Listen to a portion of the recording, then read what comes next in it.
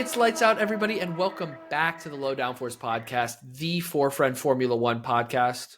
Half as many people, twice as good, though. You have Josh, and you have myself, Ben. We are missing J9 and Matt. Unfortunately, they're dealing with some other things, obviously some real-life things that are far more important than a podcast. But Josh and I, in the meantime, we're going to talk about some speedy this is cars. A real-life thing. It is true. That's important. And what's more important than Formula One? What's more important than the fastest cars? A lot of things. In the world?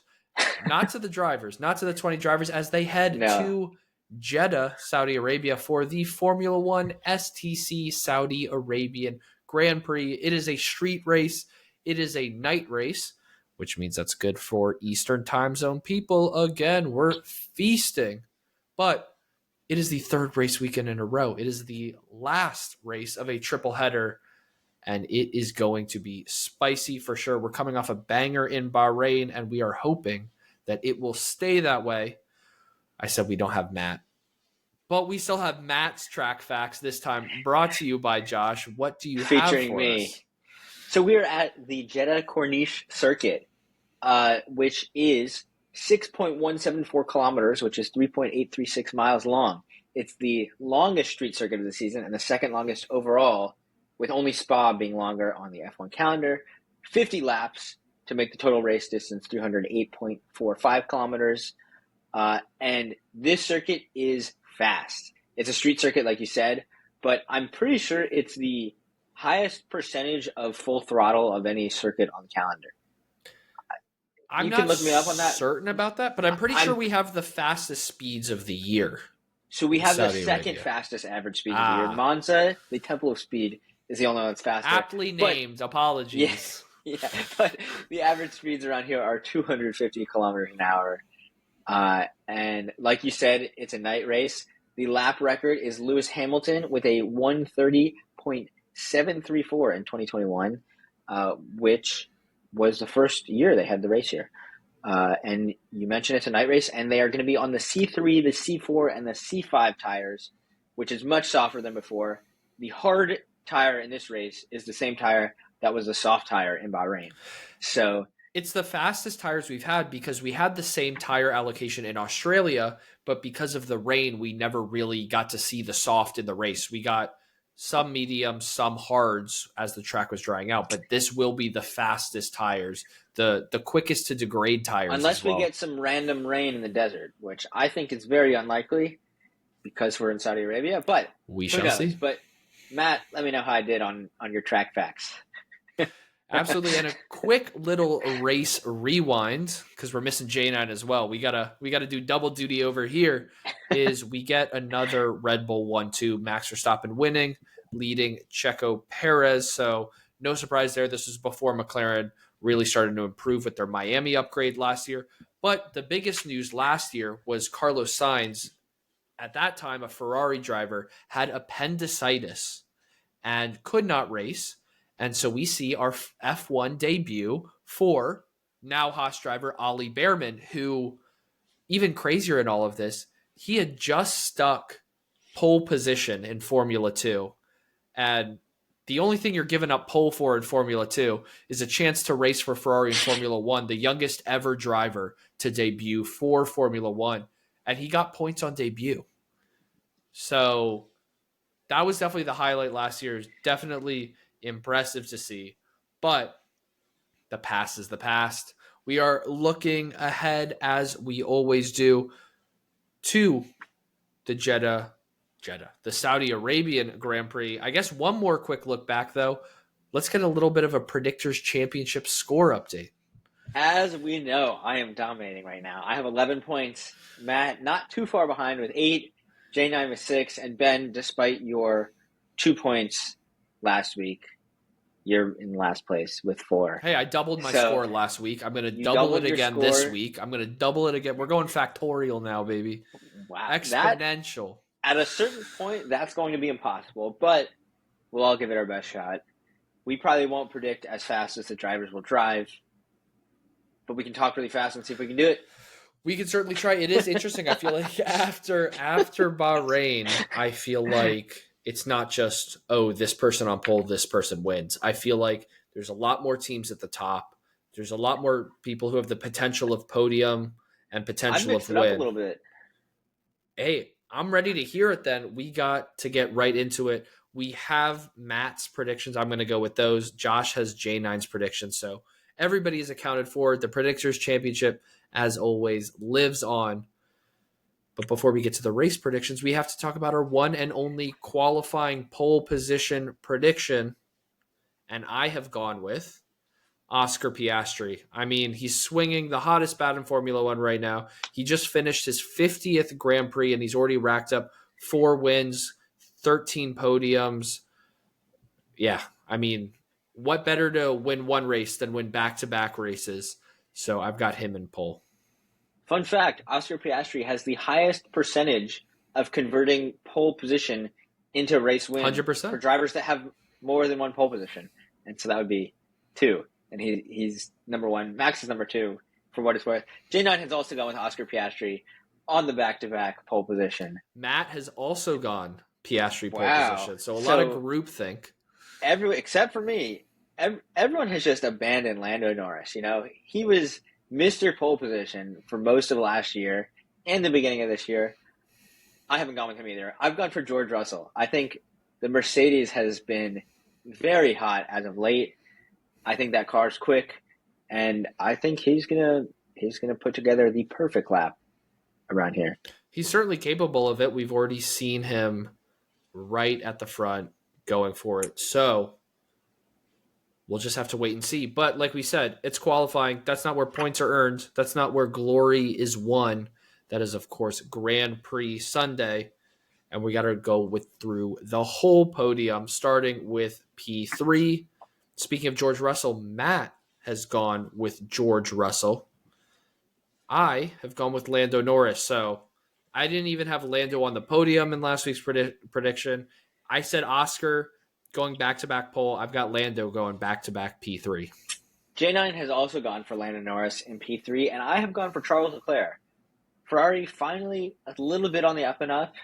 We finished just off the podium last race. I think Charles is going to get that last spot on the podium. And hopefully, with Ferrari's first podium of the season, we'll turn it around. We're building up these great transitions in the Predictors Championship because I didn't have Charles Leclerc in P3 because I have him in P2 for Ferrari's first podium of the year.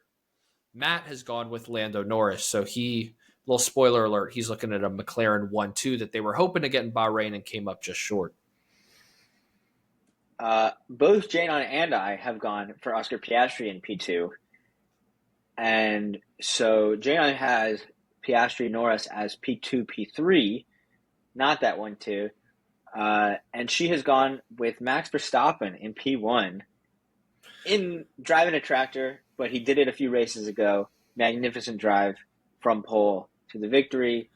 Well, it's all dependent. It's all dependent on if his pit crew figures out the lights. Yeah, exactly. And they get their pit stops together. Every race this season has been the pole sitter ends up winning the race. And for that reason, I've gone George Russell winning the Saudi Arabian Grand Prix. For that reason, Matt and I have gone with Oscar Piastri. So not an exact podium prediction for me as what actually happened last time. I've got Charles in second instead of George Russell, but I've got a McLaren 1-3. Matt's got a McLaren 1-2 with George Russell on the podium as well. So a lot of familiar faces, but we're starting to shake up the order a little bit. We're starting to differ on who we think could win. And I think we're starting to unlock what everybody was hoping for at the beginning of saying this season was going to be the closest season ever. Now we're still waiting for a non-pole sitter to win a race, but I think people feel comfortable that there's 4 teams capable of earning podiums, probably 3 or 4 teams capable of winning the race. So hopefully we actually start seeing more of that action all the way up to the top spot. Well, there are 10 teams capable of getting that P10 spot. I guess McLaren probably will not get P10. So maybe there's only 9 teams capable of getting that P10 so spot. You're not ruling out Ferrari P10. No, it could happen. I think Hamilton did it earlier in the year. It has happened. In his first race. And with that, both J9 and I have picked Williams drivers in P10, but we've picked different Williams drivers. She has gone with Alex Albon, and I have gone with Carlos Sainz.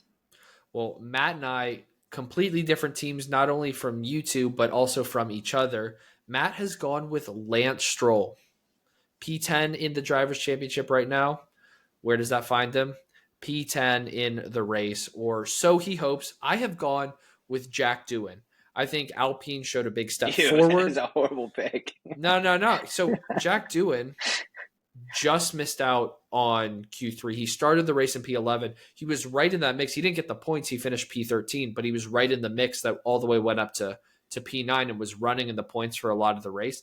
I think both Alpine drivers, because Gasly did so well, because Jack Doohan had his best race so far, I think they're taking a lot of confidence, but I think they learned a lot about the car that they'll be able to use in the race. We saw how lethal Gasly can be in qualifying. So if you have a good Saturday, it could potentially translate to a good Sunday, because street tracks aren't always known for the most overtaking opportunities. So you put yourself in a good spot, you might benefit heavily from it. And where we could benefit most heavily in the Predictors Championship, of course, is our 3 times valuable category. It is our spicy hot takes. Hopefully I did you justice, J9 there. But yes, 3 times the points as are all of our other predictions. But we got to go crazy with it. Josh, start us off. I've gone, I think, pretty spicy here. And I've gone with Kimi Antonelli to crash and DNF in this race. And here's why. He seemed like he gained so much confidence in the last race. He had full control of the car. Bad strategy and it kept him out of the points. But he was overtaking Max Verstappen. He drove a really good race. And I think he feels very confident in the car. And I think that confidence as a rookie mixed with a super high speed street track, I think he's going to run into a wall. That's not part of the prediction. I just think he'll crash in DNF. But I think he's going to have a sense of overconfidence leading him to DNF this race. That is spicy. I hope it doesn't happen. Me too, but I was originally going to also go Kimi Antonelli, but that he was going to outperform George Russell for the first time in a session. But I'm not going to do that. There are other drivers involved. So you're mentioning the crashes. We've talked about how tight the walls are at Jeddah in Saudi Arabia because of the street track, because of the high speeds. But I think the first safety car, red flag, or DNF in the race will not be a rookie. I think a veteran, somebody who's driven this track before, or at least has been in the sport before this year, Liam Lawson. Yeah. Is he a rookie? I'm going to say no here. Because earlier this season he counted as a rookie for what do we say? Let's decide now right he doesn't? Now. Oh, let's decide right now. I would say he's a rookie. Okay, he's a rookie. Has he driven here before? Probably not. In F2, I believe. Yeah, that doesn't count. But you're right. You know what? That's fair. So he's a rookie. Count Liam Lawson as a rookie, but I still think for safety car, red flag, DNF is going to be caused not by a rookie, but instead by a veteran driver. What if there's multiple? I'm saying the first one. Any of them? Oh, no, I'm saying the first one. I think I think everybody's expecting the rookies to struggle the most. As did I. But I think the first shocker is going to be somebody else, not a rookie. Matt has gone. He's riding the Haas hype train. We know he loves Haas. It's not points related because they're bagging a lot of those. But he's going double Q3 for the Haas drivers. Wow. So we've seen Behrman into a Q3. We've seen Ocon, I believe, into a Q3 as well this year. They're going to string it together. They are also looking very good, relative to expectations this point in the season. So he expects them to continue coming off of double points in Bahrain. That would be rapid. In terms of a team doing a double thing that is good, J9. Wow. I don't know. What a segue. Yeah, trying it. Didn't work. J9 has gone from a Mercedes 4.5 in the race. What a pigeonhole. She doesn't think they'll get on the podium, but she has them as the 2 spots directly off the podium. So you and I, we are the fairest of judges. If they are 4.6, if they are 5.6, if they are not 4.5, Neil Poix. That's crazy. It's not just hot. It's just it's so specific. Very specific. It's like Oscar Piastri will win this race between 15 and 16 seconds ahead of second place. Like that's Very so specific. Imagine that happened though. How crazy. I feel like we're gonna all have to tip It's our okay. I caps like our when it takes does this come week. true. Yeah, we'll We see. got We're some kind of all craziness. over the board. We definitely are predicting some action. We're definitely predicting some different people in different places on the podium, just off the podium, and P10. Let's see. We just got our first like normal, dry, great race of the year in Bahrain. Let's see if we can double it with Saudi Arabia. And as I mentioned, night race in Saudi Arabia, which means daytime, normal time race for those of us on the East Coast. Qualifying 1 p.m. on Saturday, race 1 p.m. on Sunday on ESPN. Love to see it. If you're watching from the US, definitely tune in. It's a great track. It looks beautiful under the lights. And as we see, the teams are only getting feistier and closer together. So tune in this weekend, and then we will unpack the last of the triple header before we have a little bit of time off before our following race. So tune back in to unpack everything that hopefully happens for good and for bad in Saudi Arabia. Until then, stay speedy, everyone. Goodbye.